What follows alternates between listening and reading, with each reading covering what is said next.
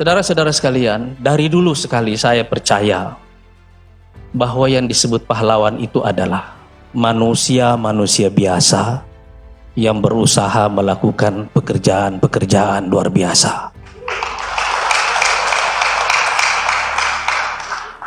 Itu sebabnya saya percaya pada manusia. Tidak penting apakah dia excellent atau dia istimewa. Saya percaya manusia sebagai manusia. Karena Allah Subhanahu wa taala sendiri yang telah mengatakan bahwa manusia ini diciptakan dengan cara yang terbaik. Dan dulu sekali saudara-saudara sekalian, ide tentang manusia ini ada pada para pemimpin kita. Soekarno dulu menggagas ide tentang pembangunan karakter bangsa. Pak Harto menggagas ide tentang pembangunan manusia seutuhnya. Dan terakhir, Pak Jokowi juga menggagas ide tentang revolusi mental. Semua ide ini berhubungan tentang manusia. Tapi yang ajaib adalah bahwa buku-buku tentang manusia Indonesia di Indonesia ini terlalu sedikit. Mungkin yang paling kita ingat adalah buku yang ditulis oleh Mukhtar Lubis tentang manusia Indonesia, yang sebagian besar sifatnya yang disebutkan di situ hampir semuanya negatif. Karena itu ide ini dari dulu menggoda saya, dan saya terus-menerus memikirkan ide ini sejak saya masih mahasiswa dulu. Saya tertarik dengan ide ini karena dari sejarah yang saya pahami, tidak pernah kemajuan satu bangsa itu merupakan hasil yang seimbang antara impian dan sumber daya. Tidak pernah. Dan sesuatu disebut sebagai peristiwa sejarah adalah karena pencapaiannya terlalu besar, sumber dayanya terlalu sedikit. Kenapa kita menyebut peristiwa 10 November itu peristiwa kepahlawanan yang dahsyat? Dibanding dengan semua medan tempur yang pernah ada di belahan dunia yang lain, medan tempur ini bukanlah medan tempur yang besar. Ini medan tempur yang kecil. Tapi kita mengenangnya sebagai peristiwa penting, terutama karena kita adalah negara baru yang masih terlalu rapuh. Tapi dengan semua yang kita miliki, kita punya satu tekad: sekali merdeka, tetap merdeka. Determinasi itulah yang kita tunjukkan di situ. Dan itulah manusia. Itulah manusia. Bung Tomo tidak punya banyak hal ketika beliau berteriak Allahu Akbar. Yang ada hanya semangat, tekad. Tentara-tentara rakyat yang dimobilisasi juga tidak punya banyak persenjataan untuk melawan. Tidak ada itu. Tapi kita sudah terlalu lama bertekad untuk menjadi manusia merdeka, menjadi bangsa merdeka. Dan itu yang membuat akhirnya kita mampu mempertahankan kemerdekaan kita.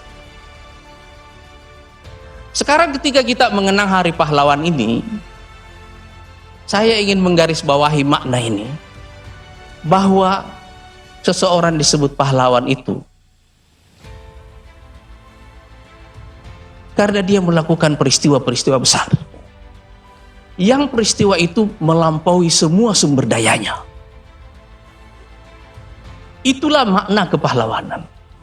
Dan semangat kepahlawanan inilah yang ingin kita hidupkan kembali sebagai ruh nasionalisme baru Indonesia.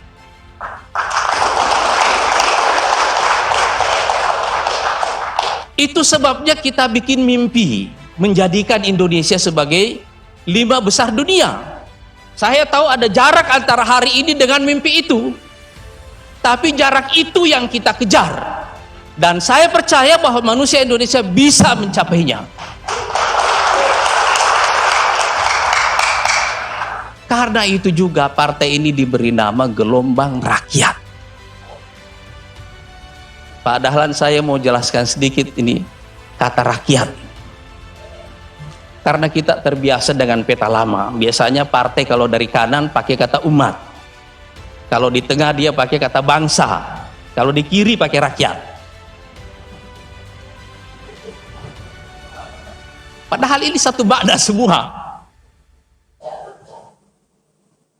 Yang tidak ada dalam bahasa Arab, kalau bangsa itu bukan bahasa Arab, tapi umat jelas bahasa Arab. Rakyat itu bahasa Arab. Dari kata ra'iyah. Ra'iyah itu dari kata ra'ayar'a, memelihara, merawat. Jadi ra'iyah itu sesuatu yang dirawat. Dulu ada di zaman Umar bin Khattab ada sahabat yang istrinya sudah tua, dia ingin menceraikan istrinya. Ditanya kenapa mau menceraikan istrinya? Dia bilang ya sudah tua. Tidak ada gairah lagi itu. Tidak ada gelora lagi gitu. Kata Umar, "Idzan fa aina ri'ayah?" Kalau begitu di mana makna pemeliharaan?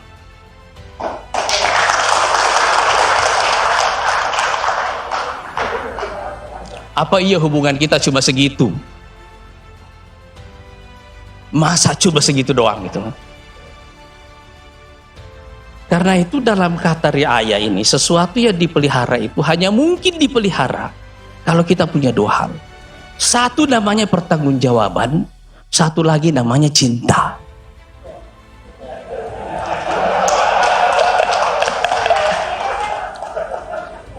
Makanya Rasulullah SAW mengatakan, ini akar katanya, kullukum ra'in. Setiap kalian adalah perawat. Cuma kita suka menerjemahkannya dengan kata, setiap kalian adalah pemimpin. Wa kullukum mas'ulun an ra'iyatihi. Dan setiap kalian akan dimintai pertanggungjawaban akan sesuatu yang dia pelihara. Di dalam hadis ini Rasulullah mengembalikan makna pertanggungjawaban itu kepada individu dan bukan kepada kelompok saja, tapi kepada individu. Ini berarti bahwa setiap kita bertanggung jawab dengan sejarah kita sendiri, paling tidak hidup kita sendiri. Dalam makna pemeliharaan, cinta dan pertanggungjawaban itulah kita menggunakan kata rakyat sebagai nama partai ini, karena kita ingin menjadikan seluruh rakyat Indonesia menjadi perawi bagi sejarahnya sendiri. Merekalah yang bertanggung jawab untuk menulis sejarah mereka sendiri. Dan saya tertarik tadi yang dikatakan oleh Pak Dahlan tadi tentang 100 juta orang yang sudah sejahtera, yang boleh jadi cara berpikirnya jauh lebih maju dari negara. Kita mengerti betul ini, dan inilah salah satu ciri yang saya sebut sebagai ciri manusia Indonesia di gelombang ketiga.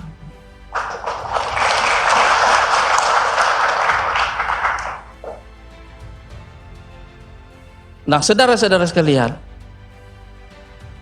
Indonesia ini ditakdirkan oleh Allah Subhanahu wa Ta'ala dengan ukuran geografinya, dengan ukuran populasinya, memiliki rangka tulang yang besar untuk menjadi bangsa besar. Tapi kalau sekarang kita belum menjadi bangsa besar sebagaimana yang seharusnya, sebabnya karena ada gap yang terlalu jauh antara potensi dan pencapaian.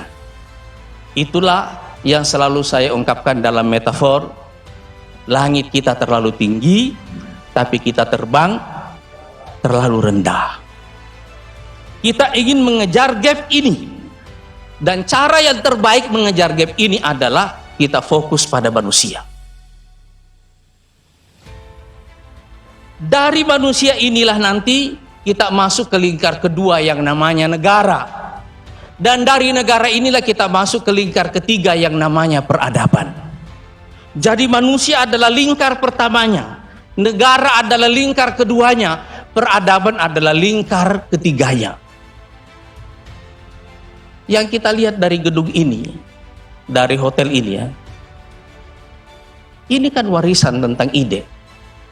tentang arsitekturnya. Iya kan? Itu kan ide, itu penampakan dari peradaban. Tapi gedung ini hanya mungkin dibangun kalau ada effort yang besar, salah satunya dari institusi yang namanya negara. Cuma negara ini tidak bisa melakukan apa-apa kalau pada dasarnya manusia aja tidak bisa melakukan apa-apa. Saya percaya kepada manusia karena kita punya bukti sejarah paling tidak dalam sejarah Islam. Para penggembala kambing di Jazirah Arab itu dalam waktu singkat, ketika mereka mengalami revolusi mental, mereka berubah menjadi pemimpin peradaban. Maka kita semua bisa memahami mengapa ayat pertama yang turun itu adalah perintah membaca. Karena itu membuka horizon, membuka alam pikiran. Kita mempertanyakan ulang segala fakta yang ada di sekeliling kita. Kenapa ada tirani sosial? Kenapa kita menyembah patung? Tiba-tiba alam pikiran kita terbuka semuanya. Dan alam pikiran itu adalah penciptaan pertama. Tidak ada realitas yang akan kita lihat, kecuali kalau realitas itu pada mulanya ada dalam pikiran kita itu. Kalau dia ada dalam pikiran kita, baru dia akan berkembang menjadi realitas. Karena itu dulu Imam Ghazali mengatakan, yang disebut akhlak itu adalah, atau kepribadian, itu adalah tindakan yang dilakukan oleh manusia tanpa melalui proses berpikir. Karena sudah organik dia turun. Jadi dulu Ibnul Qayyim menjelaskan bagaimana cara iblis itu mengubah manusia. Orang baik jadi jahat. Pada mulanya adalah khatirah, lintasan pikiran. Kedua, kemudian lintasan pikiran itu turun menjadi memori, zakirah. Kemudian setelah dia jadi memori, dia turun lagi lebih dalam di alam pikiran menjadi ide. Kalau ide dia sudah mulai punya bentuk. Habis itu dia turun di alam jiwa dalam bentuk keyakinan. Setelah itu dia turun lagi lebih dalam di alam jiwa setelah keyakinan menjadi kemauan. Setelah itu dia turun lagi lebih dalam menjadi tekad. Di sini dia punya energi. Begitu dia sampai di tekad, dan ini yang kita sebut dengan azimah. Dia turun ke dalam fisik menjadi tindakan. Tindakan yang dilakukan berulang-ulang namanya kebiasaan. Kebiasaan yang berlangsung lama itu yang disebut dengan kepribadian. Makanya ketika satu tindakan terjadi tanpa pikiran, karena prosesnya sudah organik. Ini maknanya apa? Bahwa pada dasarnya manusia bisa mengalami perubahan. Dan karena itu kita bisa mengubah manusia-manusia biasa menjadi manusia luar biasa. Di dalam makna inilah kita menambahkan kata gelombang, supaya kata rakyat yang mengandung makna pemeliharaan, pertanggungjawaban, dan cinta itu tadi punya energi. Dia menjadi gerakan. Dan karena itu sejak awal mendirikan Partai Gelora ini, saya tidak membayangkan partai ini hanya sekedar partai politik, tapi ini adalah partai yang mempelopori gerakan kebangkitan baru Indonesia. Dan garda depan dalam proses kebangkitan baru Indonesia itu adalah Akademi Manusia Indonesia. Itulah yang membuat kita berkumpul malam ini. Dalam ruh menjadi gerakan kebangkitan baru Indonesia dengan semangat nasionalisme baru itulah kita resmikan AMI pada malam hari ini bertepatan dengan Hari Pahlawan, supaya kita mewarisi semangat ini. Semangat pemaknaan pada pahlawan, bahwa mereka adalah manusia-manusia biasa yang melakukan pekerjaan-pekerjaan luar biasa yang pencapaiannya melampaui sumber dayanya. Dan itu semuanya mungkin karena pikiran mereka, karena tekad mereka, dan karena karakter mereka. Kalau politik itu hanya sekedar menduduki jabatan tertentu, dia tidak punya romantika. Lebih bagus kita mendekatinya secara matematik. Iya kan? Kita tinggal menghitung suara, berapa belanjanya, dan seterusnya. Tapi bukan itu yang kita inginkan sebagai makna politik. Makna politik yang sesungguhnya adalah menciptakan gelombang perubahan. Dan gelombang perubahan itu dimulai dari manusia. Dan manusia yang ingin kita ciptakan ini adalah manusia yang punya rasa tanggung jawab, yang punya cinta, dan mau memelihara. Dan karena itu, dia akan menjadi perawi bagi masa depannya sendiri. Nah, saudara-saudara sekalian, tentu saja ide tentang manusia ini adalah ide yang berkembang. Ide yang berkembang. Tapi saya ingin menggarisbawahi bahwa yang namanya pendidikan itu adalah mesin penciptaan manusia. Yang namanya pendidikan, pengkaderan itu adalah mesin penciptaan manusia. Dan karena itu ide tentang manusia ini adalah ide yang dinamis, dia berkembang. Karena yang menentukan ide ini pada dasarnya adalah bagaimana menjadikan manusia itu memiliki dua kriteria. Yang satu adalah kesalehan, dan ini hubungannya vertikal. Yang kedua adalah relevansi. Relevansi ini menyangkut waktunya, zamannya, tantangannya, situasinya, tempatnya. Jadi kesalehan dan relevansi inilah yang ingin kita bangun di sini. Dan ketika kita mengatakan kesalehan, secara otomatis agama adalah dasarnya. Tapi ketika kita mengatakan relevansi, di sini nasionalisme masuk, di sini pengetahuan masuk sebagai alat pemberdayaan. Di sini juga kesejahteraan masuk sebagai output dari pemberdayaan itu. Jadi saya bisa memahami, jika sekarang ada masyarakat yang lebih maju dari pemerintah dalam cara berpikirnya, maka orang-orang yang terlibat di politik adalah orang yang pertama kali harus direvolusi cara berpikirnya, supaya dia mau melampaui cara berpikir masyarakatnya itu. Mudah-mudahan insya Allah dengan niat tulus ini, AMI akan menjadi fitur paling penting dari Partai Gelora dan menjadi garda depan dari kebangkitan baru Indonesia dengan semangat nasionalisme baru, yaitu semangat menjadikan Indonesia sebagai 5 besar dunia.